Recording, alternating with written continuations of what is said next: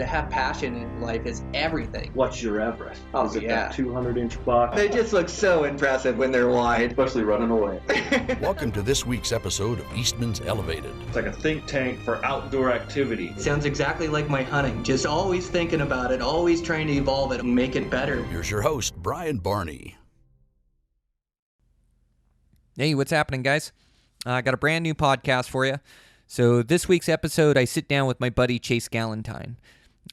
Chase has been on the podcast before. He lives and works up in Alaska up there, and we released the podcast last week about the Haul Road. I had the Hawaii guys and Chase on there, and a lot of laughs, and you got to hear how the hunt went down. This is more informative, where we really break down the hunt, and I just...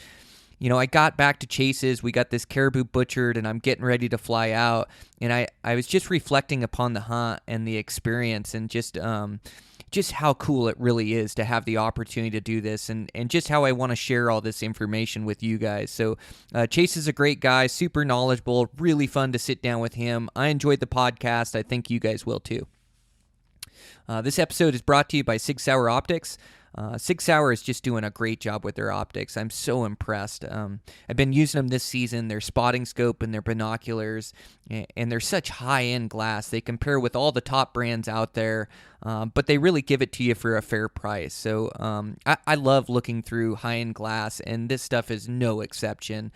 So crisp and clear, great colors in it, great edge clarity, just absolutely top-of-the-line glass. So make sure you check those out. And their rangefinders are absolutely top of the heap. I think they're the best rangefinders made. I'm using one now, and for a bow hunter, it does angle compensating. It's got a powerful laser to shoot through glass. It does last target, first target, priority mode, accurate readings, whether it's a light or dark target. I trust this thing, and it's really helped my bow hunting. This is one of those facets of bow hunting that we don't really think about, the rangefinder, but it really helps. If you have a good range, you can hit the animal, and if you don't, bad things happen. So make sure to check out their rangefinders. And for the rifle guy, it's just amazing. They have an app that goes with your phone that syncs up with your rangefinder. It'll do all the calculations so you know exactly where to hold, and more stuff than I can even describe in the podcast. It's just awesome with what they've come up with. So make sure to check out their rangefinders, top of the heap. Sig Sauer Optics, thanks to those guys for sponsoring the podcast. And with that, it's really fun. We're getting a bunch of Eastman messages here. Guys being successful. Dan Picar, he arrowed a really nice bull like September 26th. And then Jordan Brashears, he got one the 27th. So a couple bulls down. I just got a text from a guy this morning that the hunt winner killed a really nice bull, like a 7x8 or something like that. I believe that one's in Colorado. So just fun to see everybody's success. Brandon Mason, he killed a really nice antelope buck, and his son Hunter, which I believe is like 12 or 13, filmed the whole hunt for him. So pretty neat they were able to share in that. And I've been hunting with these Hawaii guys. They came out here to hunt elk, and really fun hunting. Gosh, we really were into the bulls and had some close calls and even a couple misses. And I tried to record an in the field podcast. The information was great on it, but just a little bit of wind noise on my recorder, so the recording didn't pan out. So I'll have to get those guys back on the podcast so we can describe our hunt and how it went. It was really fun. We spotted an elk while recording a bull and then trying to make a game plan for it. It's a great real-time action, but yeah, that wind noise just kind of killed that recording. So it's always a live and learn with everything in life, with hunting and podcast recording and the whole deal. But we'll get those guys back on and record that podcast. And yeah, I'm going to take off here for a week. It's good timing for work, and I'm going to get out and chase these bulls around and see if I can't get an arrow and a good mature bull. So super excited. I got the truck all loaded up, waiting for the guys to show up here, and I'm going to hit the road and go chase some bulls. So let's get this podcast rolling. So Chase Gallentine and I on Eastmans Elevated. Here we go.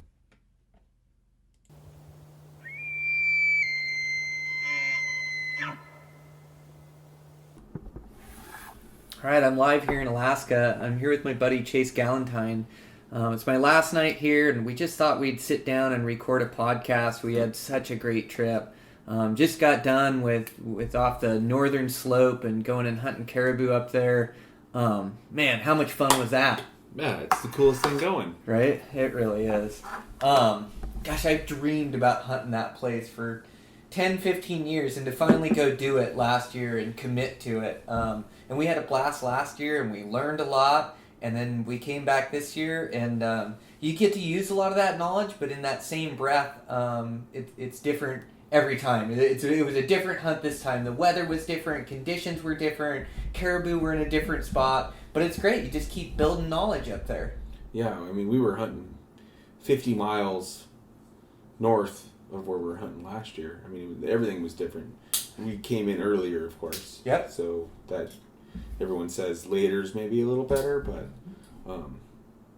saw more of that small band, small group, onesies, twosies, 6 head here, not this big giant herd like we had last year, which I don't know which one's better. I mean, I feel like we're still in a pulse of caribou, just not this major migration. Mm-hmm.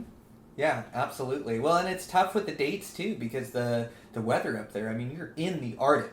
Like, it can start snowing and get cold at any point in time, and even for us, we went early, and we got cold every single day, and it was that real damp, wet cold. It reminds me of steelhead fishing. Yeah, just coastal. Yeah, it's coastal. Just damp and wet and windy, and it was about 30s, 40 degrees every single day, and didn't really change too much. 24 hours of light up there, some rain here and there, but it wasn't too bad. It didn't fog us out too much or anything like that. It was actually pretty nice. Knocked the bugs down a little bit.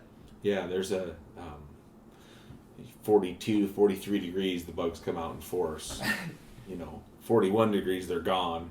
And we had quite a bit of a static type wind that I think helps knocks the bugs down too. Just a little bit cooler, having a little bit of breeze in your face. As long as you walk with the breeze in your face, the bugs, the mosquitoes and stuff don't get you. Mm-hmm. As soon as you turn in, face into the wind, it's bad. Mm-hmm. Get you roached.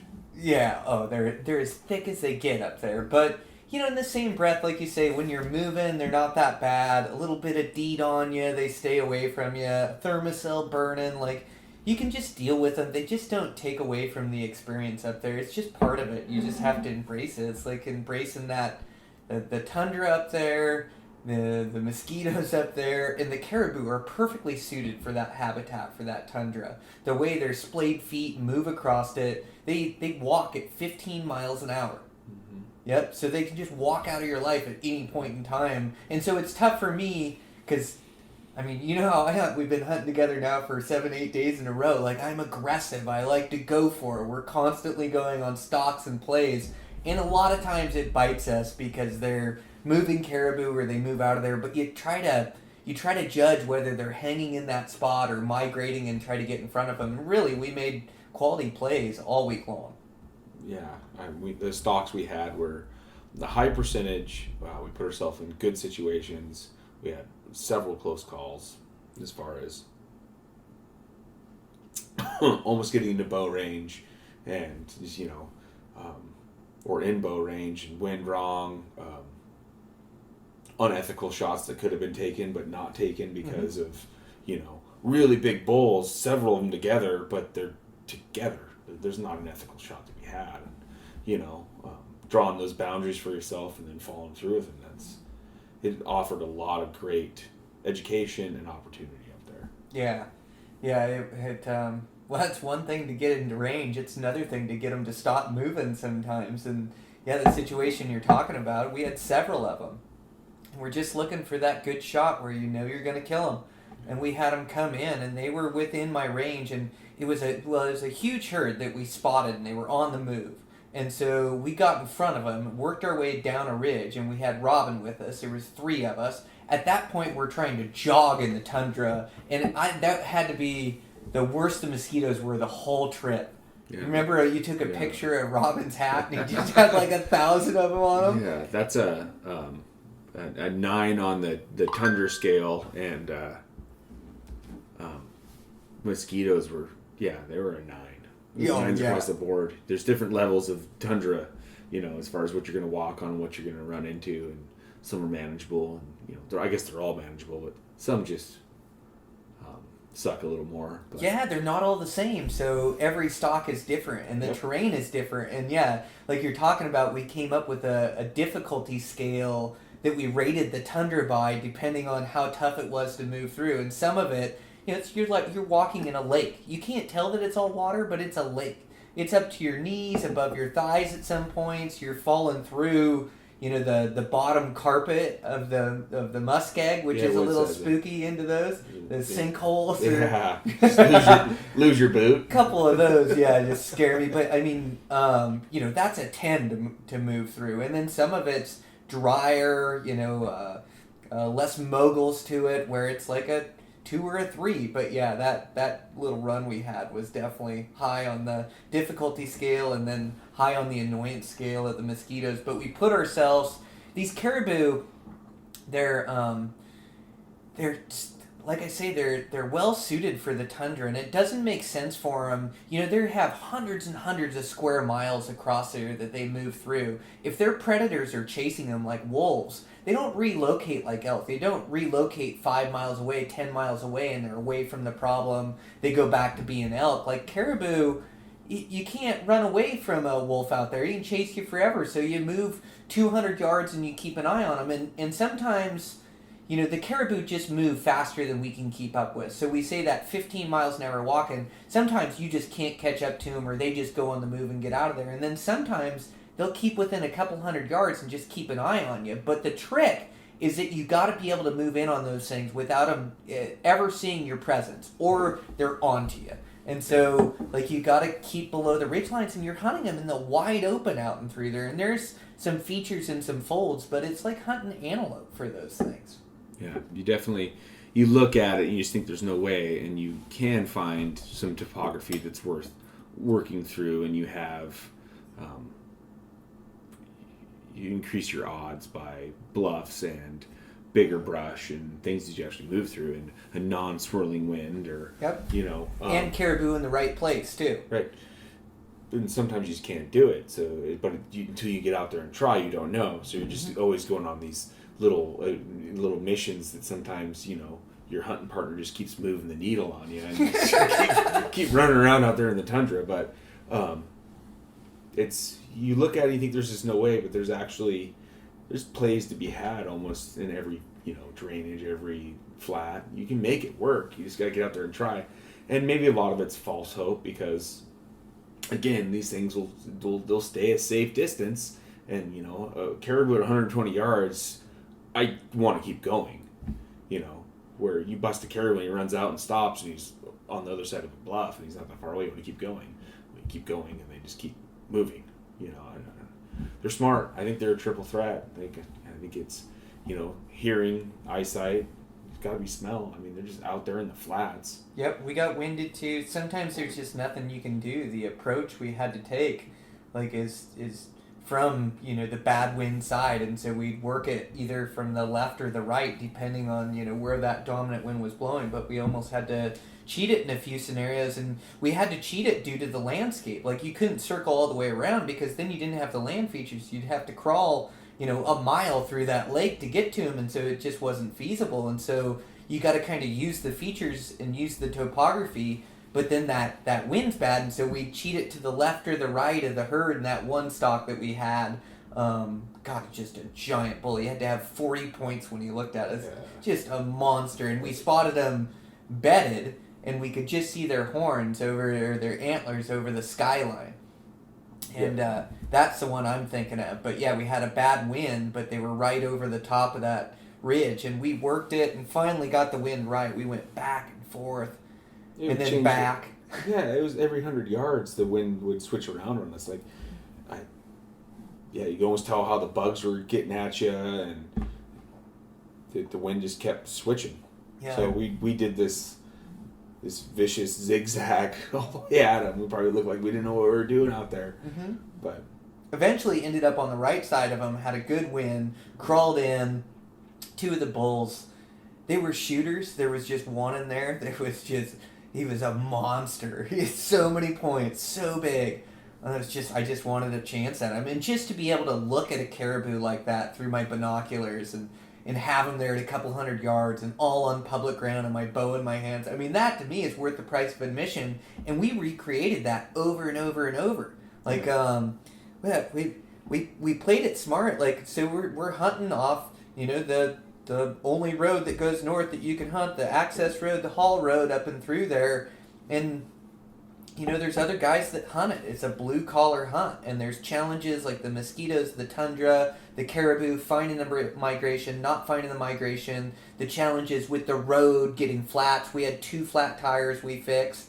The challenges with the river, like it's the weather. It's just not easy up there. But, taking it to that next level where I think a lot of guys are cruising those road systems, which is the one way that you cover the tundra, and we cruise the road systems as well. Like there's no other way to do it when you're covering hundreds of miles of this access road. You got to find the caribou, but once you find them, then it's finding those spots that you can hike into and get looks at places that nobody else is, and looking deeper into country and dissecting it further and hanging around that country, not just driving through and go, I'm leaving for the day. Go, I know this is where the migration is happening, and so this is where I'm going to focus, and I'm going to dissect this flat and make a play, or I'm going to dissect this bench across the river because I know they're here, and then I'm going to make a play on them. Is that yours? Yeah, sorry. Oh, no worries. Yeah, it's there's a lot of great things up there. It's the opportunity it brings. I still, we've talked about it before, but between a truck, a boat, and I think a mountain bike, you can really cover all that country. Get away from the roads on a bike. Yep. Get away from the roads on on a raft. And year to year it'll change. I mean, some years they're going to love to be on those islands out there in the middle of that river. In the middle of the Sag River, because you and I saw that when we were out there in the middle of the river on those rock islands. Bugs aren't bad. Wind's pretty static. That's where I'd want to be if I was a caribou. Nice living out there, isn't it? Yeah. Wet tundra and just living out there on those sandbars and rock flats with the wind static and the bugs gone. There's a huge difference. Well, the bull we killed was in a river bottom and through there. So, yeah, we just had a great trip. Hawaii buddies showed up. I think 3 of the bulls that were harvested were living down against that river, ultimately. Yeah, 2 of our buddies got decent bulls against the river, and, yours was living on the river. And I honestly think Rob's was down in that area, too. I think they're all in there, but they're caribou. They walk away at 15 miles, an hour. Things go where they want. They do. So they're here, and then they're there. Yeah, and then they can come back here, and then over there. Yeah, right. They just, they're a weird creature, but they're just an awesome animal to hunt. And I just love hunting things with a bow and arrow. Like, gives me the true respect for them. Like, a predator has to catch them with tooth and claws, and that's what they've evolved from. And also evolved, from hunting pressures. It's been 200,000 years that we've been chasing stuff with sharp sticks, but they still, they just, hunting them with a bow and arrow and having to get that close, you just, you get this appreciation for their senses and for their instincts and how tough they are. We got into bow range of a lot of caribou, and we pushed it hard. We were doing miles, and it's light for 24 hours up there where we were just running ourselves ragged.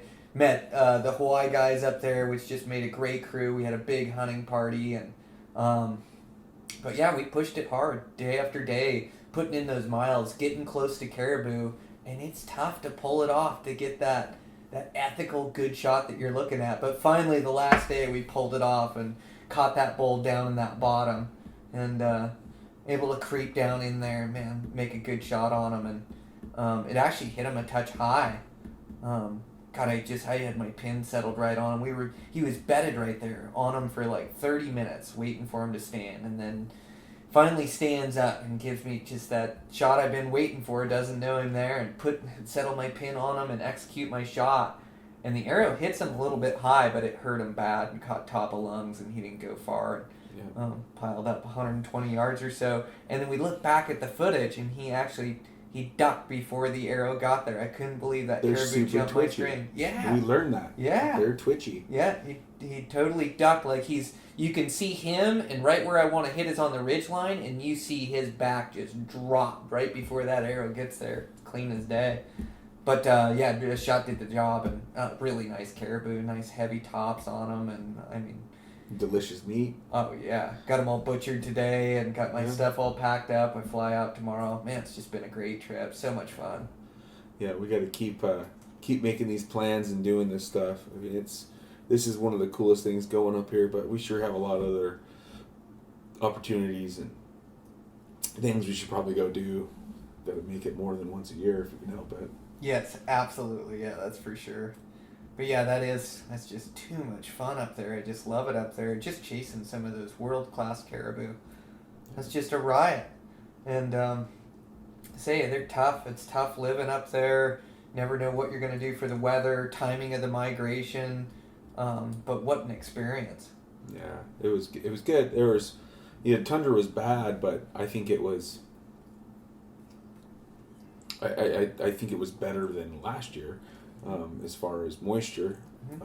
When we saw that with the blueberries, the lack thereof, like no blueberries, where last year they were everywhere. Yeah, just different conditions. And we ran into a guy down there. Like, there's other options, too. Like, so it's bow hunting only, 5 miles either side. And that's, within the pressure, and you kind of got to play the game and deal with it. And most guys are pretty good and give you a common courtesy. And then, some guys will stop or come in a stalk or come in a different angle and give them a bad wind. Or, there's just...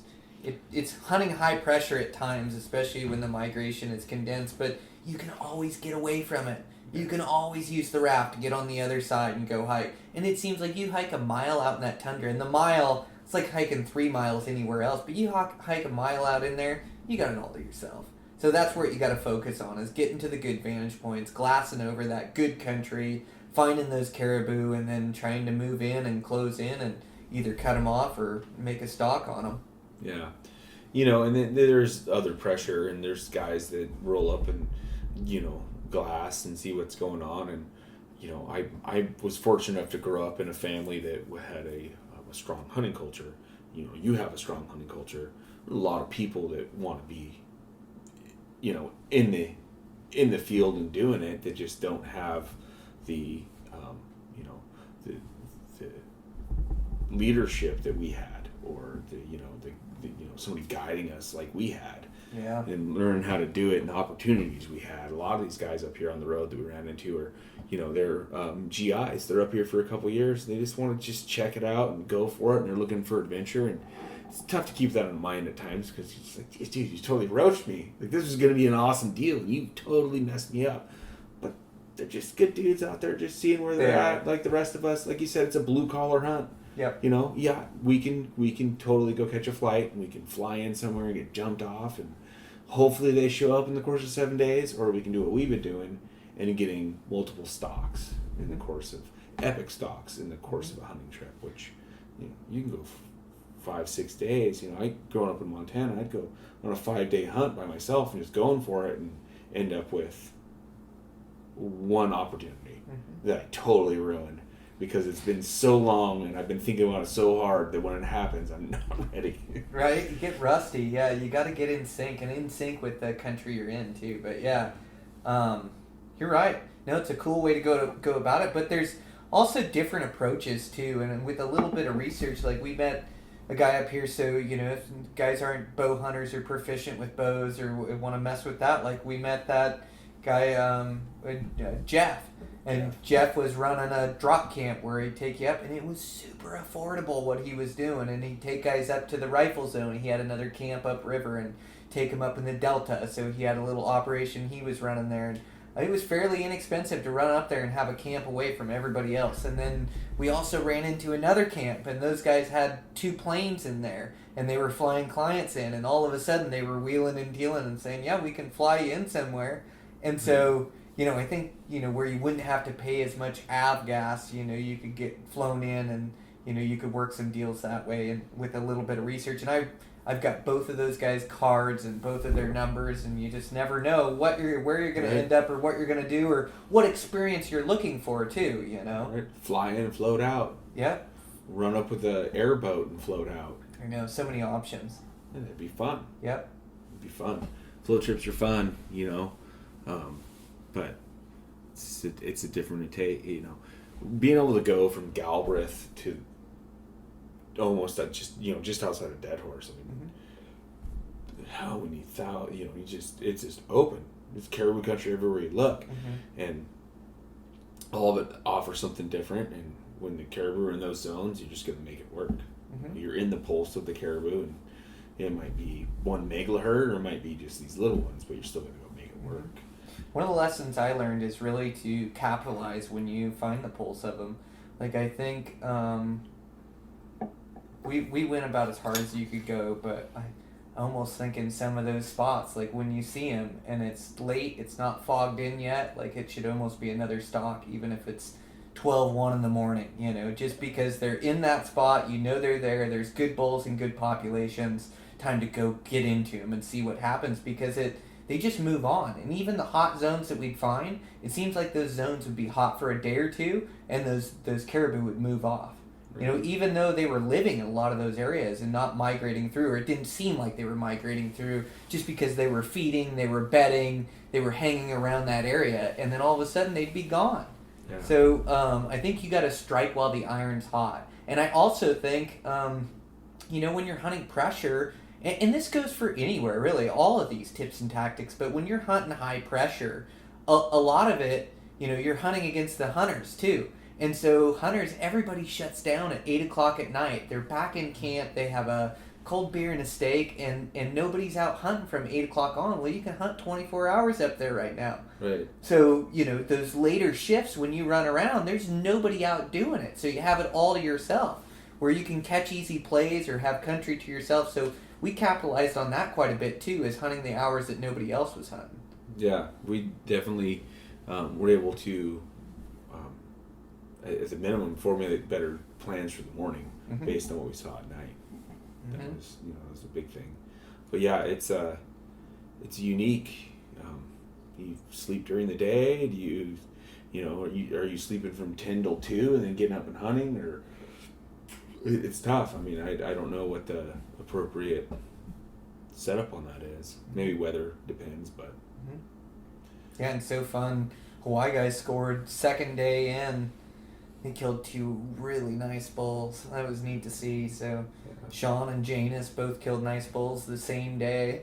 We all got to be involved with them. Yeah, pack out and get them across the river. Sean's died across the river over there. Really nice tops on that one. And then Rob ended up killing one the last day, same day I killed one there. He killed one out in this flat that we had been hunting, and good for him. Yeah, those guys are bringing home some good caribou meat. And yeah, they're really good dudes. Really good guys, yeah.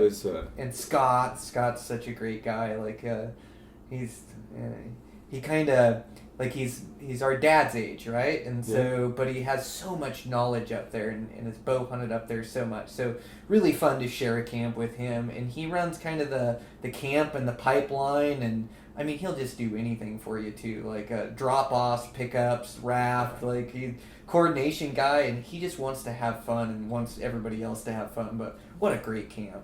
Yeah, he definitely added to the enjoyment of the whole trip and the camp life. And the chair was so funny.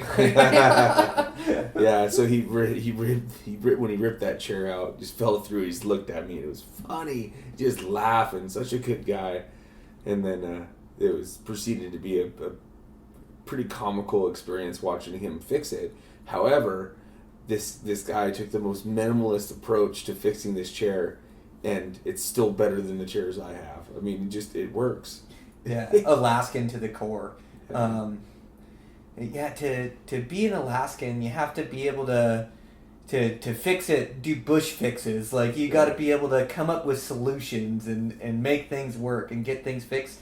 And especially up on that whole road, you got to be prepared. That's no easy deal up there. Like, you think, yeah, okay, it's a truck hunt. I'm camping out of the truck and I'm living up there. It won't be too bad. You just never know what you're going to face as far as muddy roads, semi-trucks, pop tires. That shale rock is just sharp up there. Yeah. You know, tundra's a nightmare. Fog can be super dense where it's tough to navigate in and through there, or you get fogged in and you can't ever find a caribou. You could be fogged in for 2, 3, 4 days easy. Yep. You know, it's a timing deal, and you know, timing of the migration and being able to find them and where the pulses are. So you know, it's not a given, but we sure have time to write the last couple of years, and I don't think we hit, you know, insane migrating action this time. Like, we just worked hard for it. I mean, I guess we did. We killed bulls and saw caribou, and I guess that is good caribou migrating action, but I felt like we had to work pretty hard for it and travel a lot of country to go get on them. Yeah, you know, you hear people talk about the caribou migration, and so whenever I go up there, I've got that picture of, you know, 1,000 head, you know, just funneling through somewhere, and you're getting in front of them and you're set up and they're just going to come by you, and it's just one of those is going to work, right? Well, we haven't seen that yet, and maybe that's just way later. Maybe that's guys that go up there at the end of August or 1st of September, which we should probably do at some point. You know, at least later. This year was fun. I enjoyed it, but to have an extra tag in my pocket as far as a grizzly bear tag, how much fun would that be? Yes. You know, go run down a grizzly bear and try to stick him with a sharp stick, as you would say. It's going to add to our adventure quite a bit. Oh, that's primal. Yeah, we have to. Yeah, and we saw bears this time around too. Yep. Well, I actually didn't see any bears. I saw a black bear coming out. Right. The Hawaii guys saw him. Sometimes muskox, I think, can be confused for bears, but I think they knew when they were seeing bears. I think there was like a couple on the road that was kind of like they were a sightseeing couple up there, and they stopped and said that they saw a sow and a cub grizzly bear down that road, and there ended up being a muskox, you know, and what would it be, like a fawn or a gotta be a calf? Yeah, I guess calf, bull and cow. I think it was a calf and a cow down there, but they have a big hump on them. So yeah, that's funny. When I was hunting with Sean at one point, and then I left Sean and I was closing in, and Sean turned around and all he could see was this giant hump behind him, and the Hawaii guys, they don't like grizzly bears, or they don't want to, you know, they're just you know, when you're not around them all the time, you're nervous about it when you're hunting in grizz country. The same way I am in Hawaii swimming with sharks, you know. They're used to it. It doesn't bother them. They're like, bro, if it's your day, it's your day. I'm like, man, they're everywhere. I'm looking around. But, so yeah, he turned around and there was a muskox right behind him with a giant hump. He thought it was the grizzly bear getting on top of him, but... What did he say? He said, I threw my binoculars up so fast and was knocking myself out. Oh, such good dudes. It was so much fun.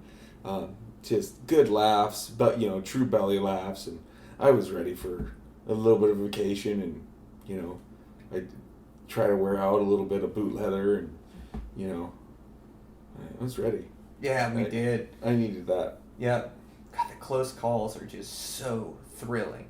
Those caribou just have such giant racks. It's so fun. You're always keeping track of them by their racks that are sticking up above the skylines and things. And we just got to chase some that were just mind blowers, you know. Like, we killed a really nice one. I'm super stoked with him. Really happy. Nice and thick, and you know, he is definitely a good, decent, mature bull. But man, some of those things up there, I mean, there's got to be 450 inches of caribou up through there.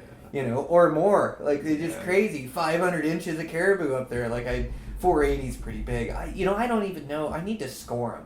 Like, I just hear Brett talking about it. He knows how to score them. I need to score the ones I've harvested so I know what they are. Score the Hawaii boys, know what those ones are. Just know, you know, what the numbers mean, I guess. But sure. We can tell. We've looked at enough of them now that, you know, I know when it's a monster, a good one, or a decent one. Like, we're pretty good at field judging them now. Yeah, I think so. And they're, you know, the way they score them's got to be interesting, because there's so many different places all those points can be, and they're just all different. You know, like I know bull elk can be all different but really similar. These things are just all really different. Yeah, it can be a 6 or a 5 or a 7, or not just, a 40. Yeah. Or, or just, some of these we saw just have a big, a spike on one side and like a normal looking, right side with this weird, I don't know if they, and it's like any animal. Injury early in life, yeah. or whatever happened, but they all look different, don't they? none of them are the same. No. Like the point where you're like, yeah, that's the bull we saw earlier. Yeah. Like, no, I'm sure of it. Yep. Yep. Yes. Gosh, it's so fun. And you look over a lot of them. Mm-hmm. So you start being able to really judge that pretty quick. The whitehorn bull. Right. Just everywhere. Yeah. He was a unicorn. The mythical creature that was just everywhere. No one ever could get to him. But no, it's a lot of fun. It's a sharp learning curve, but it's good. Yeah, it is. It is a learning curve, and it just takes experience like anything. And that spotting and stalking, again, it just comes down to the fundamentals of not ever stalking recklessly, not ever making a move if you don't think it's going to work. If it isn't going to work, if the wind isn't going to work, you don't push in. If it's if he's too far out in that open, it's not going to work, you don't push in. But if you are going to make that stalk, you do whatever it takes to get in unseen. So you're staying below the horizons, you're belly crawling in that wet tundra, just soaking yourself to the bone, to crawl in to try to get it done. No quick movements, trying to wait till they're not looking at you to get up and get drawn. And those things just pick you out too. They have good eyesight. Especially if you're just a bump on a log where they're coming across on wide open tundra, and then you're just out there and you're crouched down trying to get a shot. They look at you and they just know. They're like, that's not supposed to be here. And I think the caribou we're hunting too are also used to hunting pressure, which wisens them up too. I notice hunting elk that are pressured and elk that are unpressured are two different species.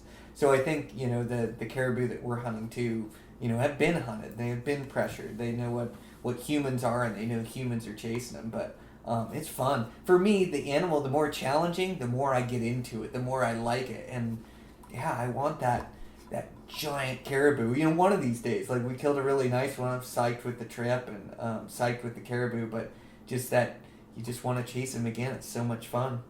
Yeah, it's. If I was smart, I'd run up there in the next couple of weeks, even if it was just for a 2-day turn and burn trip up out of there. You should. And just see what's going on and keep developing my education of that area. It just gives me a whole nother time frame. So now we've hit it the entire month of August. So when we go to planning, and hopefully with, Rob and Sean and all, we want all the same party up there because it was perfect. Mm-hmm. It was perfect. And we're developing our, how we start knowing each other a little bit more, and we just hunt better together, and everybody's in it for the group and in it to help out too, which is really cool. Like you just everybody wants to harvest a caribou, but it's just they're in it for the group, and gosh, I mean, Rob gave me the shot at that one, out in front of me, and vice versa. You're giving them the stalks or the plays or the shots on different animals and different critters, and it just comes back to you twofold. And really, we invited those guys, and they found that pulse of caribou coming up to meet us, and took us back there, and then we found some caribou in some other places, but we ended up focusing right in that same area where they had found them. But they're just good for the team, Everybody's trying to help everybody. Well, yeah, Sean and Janice were. They had no reason but to relax. I mean, they got their bulls harvested and cleaned up and out of camp and in a freezer, and just they were more gung ho than I think I was or we were at the time. Like, no, guy, like. We're gonna go glass. They're just burning money and yes. burning miles and just burning rubber, just trying to find stuff for us. And it was a team effort. Trying and to I help think that's why it paid off. It was, oh yeah. That's why it worked out. We had 4 great tags and 4 great harvests. Scott and I can go up there later. It's perfect. Mm-hmm. It's ideal situation and for me. Mm-hmm. It was so ideal. Yep. No, what a trip. Caribou were so fun. Yeah, one I shot down in the river bottom. God, that was a fun stalk. down and through there. We had a bunch of fun stalks. Just fun getting close. It's fun playing the game. Like the excitement of bow hunting is getting that chance and that challenge, that chess match. And, a lot of the fun too is looking for them and traveling country and enjoying the experience. But boy, those thrilling encounters, those are the ones that just light my fire. That just like, man, this is why I love to bow hunt. They're just like, this is the reason why I'll do anything to get up here. And, you pay your money and we go through, taking off work and away from the family, but up there chasing those things, it just feels like what I'm meant to be doing. It's so thrilling, so exciting. And I just feel so fortunate that I'm able to travel. And this is a blue collar hunt. And really that's all guys, at least like me, that are able to do. But I'm able to do so much. And then to go to these different places, I couldn't want any more out of my life. It's amazing. Yeah, we ran into a guy that, I don't know, was he originally from Utah or wherever, that moved up to Anchorage, but, there's a lot of people know that it's the coolest thing going, and people come from all over for it. It is a lot of fun, and it's a privilege to go do it. And we learned from Captain Hook or Jeff that there's, we wanted to catch sea run char, right? Arctic char. Well, that's not what sea run. It's actually Dolly Varden, and the char are in there all the time. So I'm bringing a rod next time. Galbraith Lake, you got lake trout. I've heard it's worth going, walking a little bit and going and doing. You're gonna catch some nice fish, and it's a lot of fun. And it's a break from what you got going on. But we learned that river actually. I thought it was a one-trick pony. No, I think that other than grayling, there's char in there all the time. You just gotta go find them, throw big wet flies at them, and just turn this thing into a really good trip. Catching fish and hunting caribou, and sometimes at the same time. That's pretty cool. Yeah, me and you love to fish about as much as we love to hunt. Sometimes, I think you more so even. Yeah. I love fishing too, and I love fishing for sea run fish. There's just something about a sea run fish that fights so hard. Like they grow up in the ocean, and it's they're so predatory from chasing, whether it's bait fish or squid or whatever it is, like chasing it in the wide open ocean where there's millions of square miles, that they have to go hunt across, and to be able to grow up and grow bigger than they can grow while living in freshwater and then return to that fresh water. You hook those things, they are so feisty. Out of the water more than they're in. And, and that river is just a beautiful one, coming out of the brooks and glacial fed, and just got that dirty, that teal blue when it's clean, and then almost the dirty gray, bluish color, just that glacial fed river. Yeah. But yeah, no, that thing's amazing. And we fished it last year for Arctic char and didn't come up with any. But we don't know if the stretch, was any good that we were fishing. We had some good runs and caught some grayling, but yeah, I'd love to focus on that thing too. Yeah, and it'd be fun. Just get that caribou and get it taken care of, and gosh, fish for a couple days after you're done, or just mix in a fishing day here or there and just make the trip a little bit longer. We were pushing so hard on this one. I just wanted a caribou so bad. Like you got it done. We did on a really nice bull. I love the palmation up top and good Bez tines and just a good bull. Yeah, a lot of fun. Well, I couldn't hope for any more. And I killed him on the last day. We held out the entire time. We didn't go for any smaller bulls, or we were really going for the mature animals. I don't know age class as well as I do with other animals, but definitely going for just the mature good ones. And it was fun. Why wouldn't we? Just gotta do it. We're up there. You just keep putting yourself in the right situation and keep putting out the effort, and you know what? Eventually, it's gonna pay off. And yeah, sure, some years it might not, but I think for the most part, if you're the right amount of aggressiveness, you'll get it done. The right amount, and you can wear yourself ragged so you're no good when the high percentages are opportune, if you will, or you just really pick your battles. You have to sleep. It's like there's no way around it. And sometimes in the morning, too, it's fogged in and raining, where it isn't good prime time to go out. That's where you got to catch up on a little sleep. Like, you don't need 8 hours a night, but you need to be functioning, like I can run off pretty low sleep, but I've got to have a few hours. And two, you run yourself ragged where you're not making smart decisions either, you know, and you don't really you don't have your head in the game. Like, you got to just reset and start over the next day. But we did a good job. We pushed right. We redlined the entire time, but you know, caught our Z's in different places, and we'd catch up and just able to hunt really effectively and efficiently. And we really didn't mess up too many stalks. I messed up the one in the very beginning, like our first stalk out, and it was the bull that Sean ended up killing, which, thank goodness, those guys put themselves in a really good spot. Yeah. They made the smarter play. I just saw him, and he was feeding on the other side of this willow brush, and he was in a perfect spot to kill him. But I think the deal is they were moving right to left, where I thought they were moving left to right. Right. And so when we came in on them, I wanted to stay back and keep our wind to that side of them, that close side, cheat the wind, and shoot down that side wind.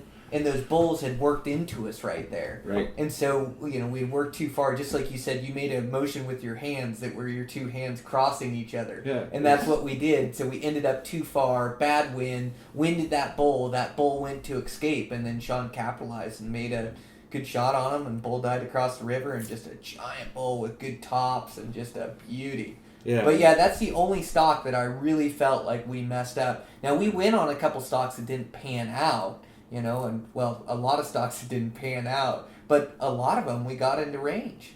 Yeah, they weren't, you know, I two of the stocks, I truly believe we got winded, not really our fault. I mean, we did what we could, and that was the highest percentage play that we could play. Mm-hmm. But yeah, you're right, that we had one that was, you know, we just aggressively went after it. We just got in country and didn't know what end was up. We were still figuring it out. Yeah, just, you know, first stock, first day. Yeah, it's fine. Get me out, you know, let me cut me loose, and just overly excited. But really, I felt like that was, you know, strategically like the only real error we made. The other one that we got winded, we came in with a good wind, and we had a good wind while we were hunting those bulls for 30 minutes. That one bull just circled around to our bad wind side, and there's nothing you can do when that happens. I think we had another scenario where they circled around. Well, yeah, it was the one where the whole herd, all those giant bulls, we cut them off, ran to the bush, and they were running right at us, and they came right for us, and they ended up crossing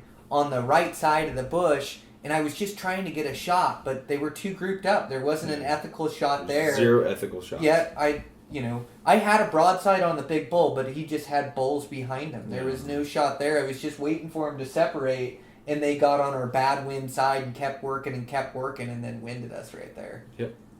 Yep. No, we played that right. There's nothing you do there. I mean, the fact that we made it to the the topography that would hide us, I'm amazed we made it to there with them coming. It just worked out really good. And again, so yeah, there's guys on the roads. Sometimes the guys on the roads help you. They were headed towards the road. You know, we were, a handful, we were 800 yards off the road anyways. Maybe a little longer, but those maybe a mile. Maybe a mile. Those caribou were looking at them. It's hard to judge the distance out there. But, those caribou were like, oh, we'll go to the road. No, there's cars there. And they turned, like, their option, they didn't want to go back where they came from. So, turned and just right at us. And it just came together so fast. This isn't going to work. This isn't going to work. Oh, this is going to work. They're actually coming for us. Oh, they're going to be here. Oh, they're here. Like, it was 6 minutes they were on top of us. I mean, at least that's what it felt like. It just happens fast. That's at 15 miles an hour. Mm-hmm. Just, they don't look like they're moving fast, but they're covering ground. Yeah, they can move when they're moving out like that. Yeah, but they came in and they pulled that other side and kind of stayed grouped together. And that's what they did the whole way into us. So I don't know if, that was a high percentage play. They were in bow range. Mm-hmm.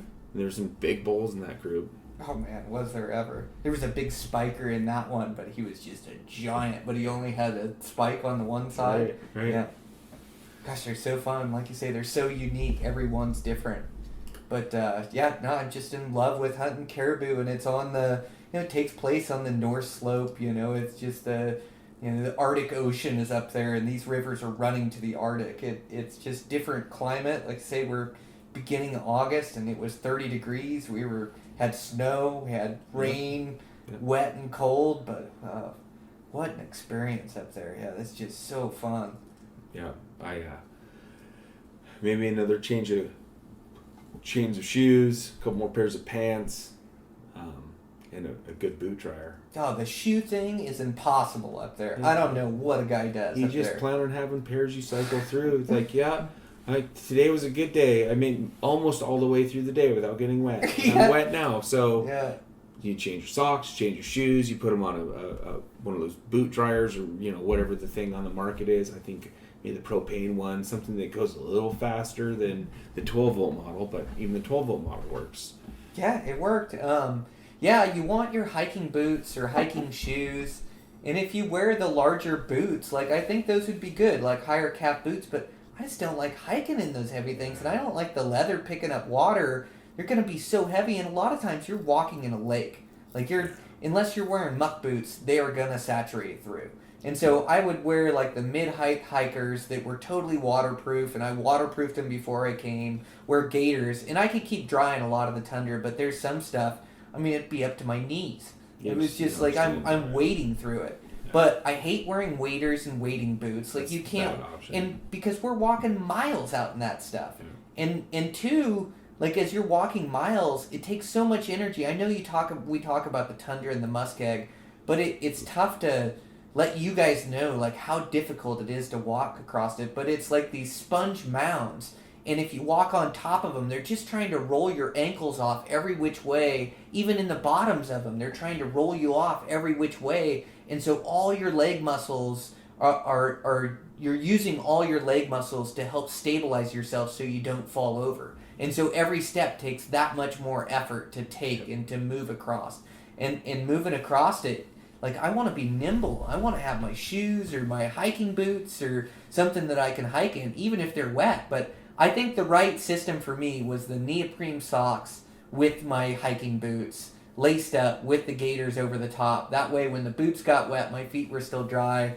Yeah. I think my neoprene socks now are starting to leak, though, so I've got to get another pair. But I think that's my system. The Hawaii guys ran muck boots, and they put on miles, and they liked them, but I heard their boots came off a couple times, and I know Robin soaked his on a stalk one time. Yeah, and he had a big blister on his calf too. I saw like a wear spot from him. There's not a best option out there. I don't know if there is. Like I ran Gore-Tex Loa boots that did good for a couple of days, but when they were wet. And then I went to my set of Kinetrex or whatever. And that was really good. That it did really, really good with that. They still got wet by the last day, but I had more days out of them. Mm-hmm. So being able to say, okay, those are wet, and then by the time these next set's wet or whatever, and you go into the dry pair again. But it's tough. Well, and sometimes we're crawling in on those things. Like, it's either you're going to crawl in or you can't get any closer. And so you're crawling through a lake.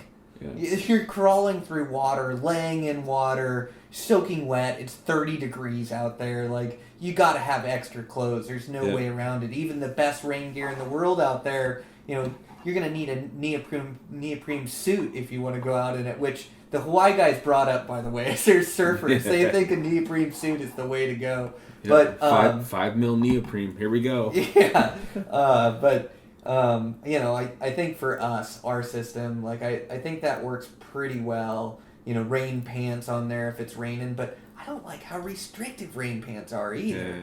Yeah. I just like wearing pants that I can hike, gaiters, boots. I can keep dry for the most part. If I got to crawl, my knees will get a little wet, but at least I'm not soaking wet. But again, hunting this type of hunt, your vehicle is in proximity all the time. It's not like when we flew up to the end of the world on top of Everest, if you will, to go hunt moose. That was we're going to be up there for 11 days or whatever it was. If you get wet, you're wet. There's not a good solution for drying out. And then we did good with building fires up there, but still didn't dry out. We had one or 2 days of actually good sun to dry stuff out. some of those days were cold too. Oh, miserable. We had a tarp or a cover that we could get underneath and out of the rain kind of, but with the wind up there and just that 30 degrees wind blowing damp, even a fire, and especially hunting all day where you get a little sweaty or you get a little damp, like you get that chill on you, you know, and you just want to go get in your warm bag and get warmed up. Coastal. Yes, it's coastally cold.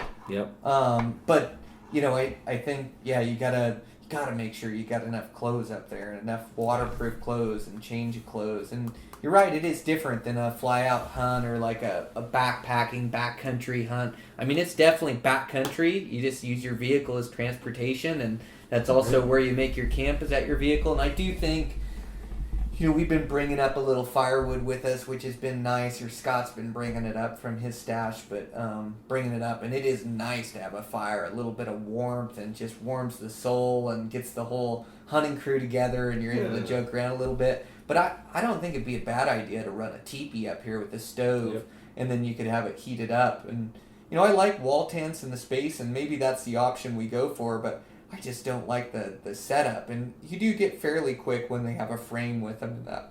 But I think a teepee with the stove would be nice too. You don't have the headroom, and you kind of all have to sit around the stove. But we'll have to think about it and talk over the. Yeah, some of those I've seen are teepee-ish, but they got a lot more room. They're pretty cool. Mm-hmm. You get decent sidewalls on them as far as height all the way around, and there's a lot of cool products out there. We just all of us just put our heads down and try to find something that we can all go in on or whatever that looks like. But being able to dry out, feel human. You want to go up there for 10 days and see where we're at. I think that's a must. You know, and like you said, we did good with the pop up, and our tent was perfect and everything was good, but to climb in and peel down some clothes and hang everything up and try it out. Big advantage for sure. Mm-hmm. Yep, absolutely. You know, our system works pretty good, and you have to be mobile.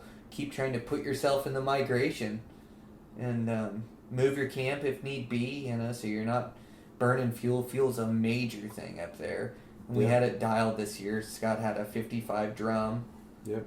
You had 35 gallons on board. You had a 20 and a 15. Yep, and Scott actually had a 15 and a 55. So we had lots of fuel. You hit cold foot and fill up, and we were good. We hit it perfect. We just topped off a little bit in cold foot and able to roll all the way back to town. Yep.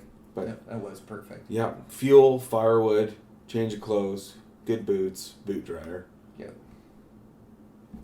Set. I think you just go for it.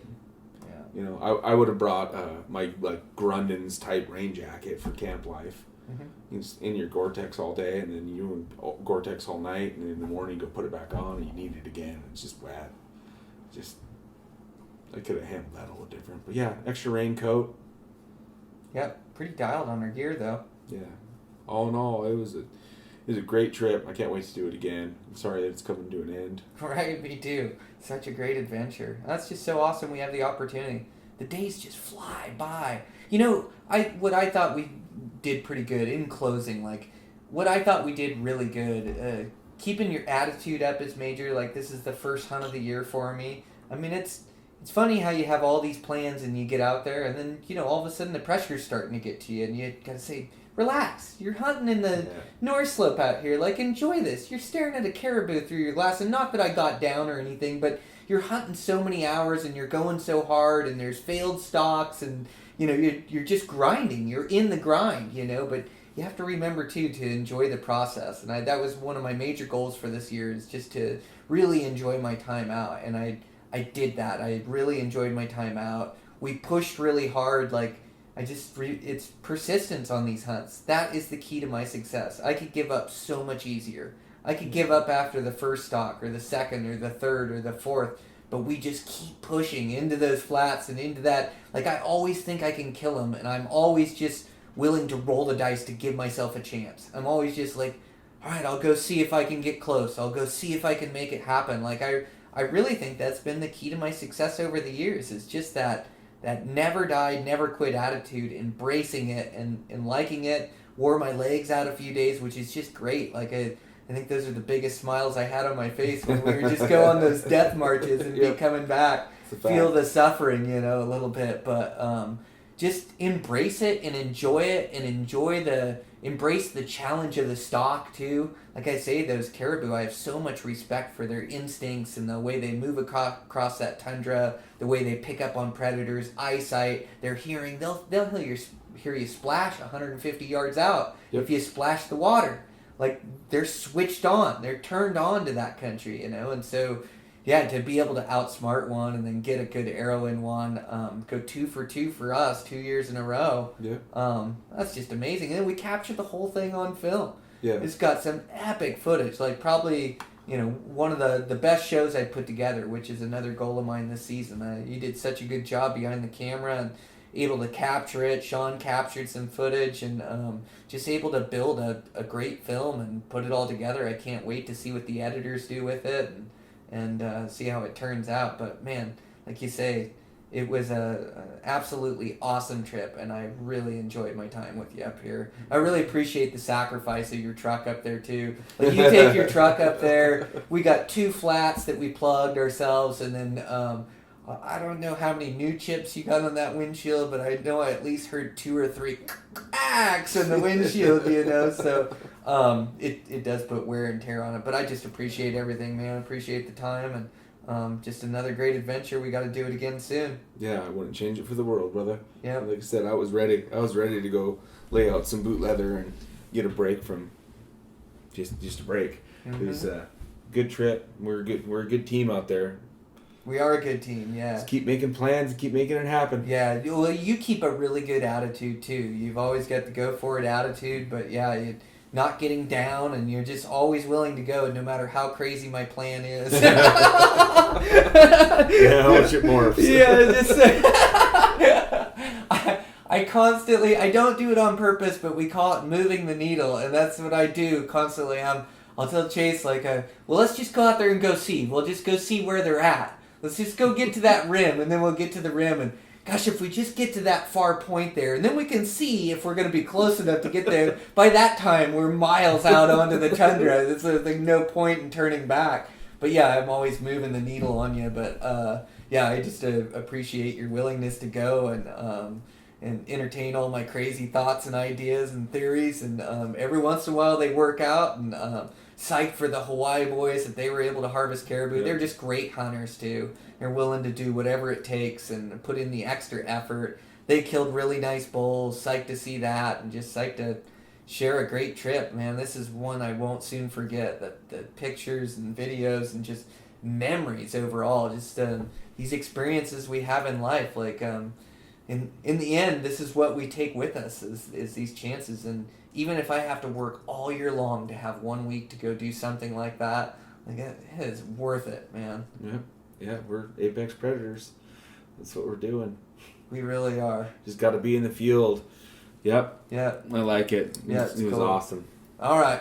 Well, let's shut her down. I'll catch a plane in the morning, and yeah, we got to keep in touch and talk again soon. You got to let me know how you do when you run back up the road. It's a deal. All right. Make it happen. Sounds good. Thank you.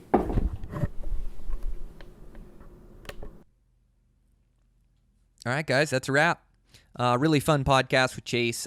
Just some great information and great to relive that Alaskan adventure up there. That is just so fun. I just, you kind of plan it and do it as a once-in-a-lifetime hunt, but it's almost like a once-every-year hunt for me. I mean, it's just something that I want to do as many times as I can. They're a great high percentage, or not high percentage, but high opportunity hunt where you get a lot of chances and a lot of stalks, which means a lot of excitement, and I just absolutely love that. And those giant caribou racks, they're just a special species. And I think for some guys, they're really curious and easy to harvest, but I know where they get hunted off that haul road, they're fairly switched on and really well adapted to their environment. And so just really fun to share with you guys and put that information out there. And I hope you guys get to plan your own Alaska haul road caribou adventure, fly out caribou adventure.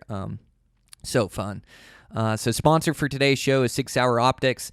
They just make great optics, you guys. I am so impressed with their binoculars and their scopes, and I love looking through high-end glass. So they've really hit the mark with this one, and they offer it at an affordable budget price, which is really cool. So if you're in the market for some new glass, make sure to check them out. Their rangefinders are absolutely off the hook. Whether you're a bow hunter or a rifle hunter, you couldn't get a better rangefinder out there. Just so accurate. Last target, first target, priority mode, powerful laser to shoot through grass, really good glass in it so you can see what you're looking at. Just awesome rangefinders. So make sure to check those out. And with that, I'm going to get on the road and go get on this elk hunt. We'll record some podcasts while we're going, not in the wind. I learned my lesson there. It was fun to record one live and outside, and while we were sitting on the vantage point glassing, it's just a blast. But yeah, the wind noise, it didn't turn out. But I say it's always a live and learn. And finish up this elk hunt. I got a couple more mule deer hunts coming up, but for the most part, I gotta really get back to work. I'm trying to juggle so many things right now with with life and family and work and podcast and then hunting, which really takes over this time of year. But it's just been an absolutely awesome season. I've had so many great encounters and great experiences, and I'm just super fortunate and just want to continue to record good stuff for you guys. So I really need to get back to the grindstone here and get recording and get working on it, and also be finishing up my construction jobs. But all after this week, I'm going to spend a week chasing these bulls around and see if I can't get an arrow in a good mature 6. So can't wait. It's going to be fun. I've been seeing you guys have been having a ton of success. Excuse me, I'm tripping over my words. I'm so excited. But you guys have been sending me pictures of bulls and bucks and antelopes, and antelopes with an S, I guess. Antelope. I just couldn't be more excited, more thrilled for you guys finding success. And it's tough out there. I mean, archery success, I think it hovers around 5 to 10%. That's 1 out of 20 or 1 out of 10. So if you haven't found that success this season, it isn't easy. Sometimes I make it sound like it is, but it is tough on public ground, even with the most seasoned hunters. So that's why we just got to work so hard and grind at it, continue the learning process to get better and better, just to up our odds and to enjoy our time when we're out there. So all right, you guys, that's the podcast. That's a wrap. I'll check in with you next week.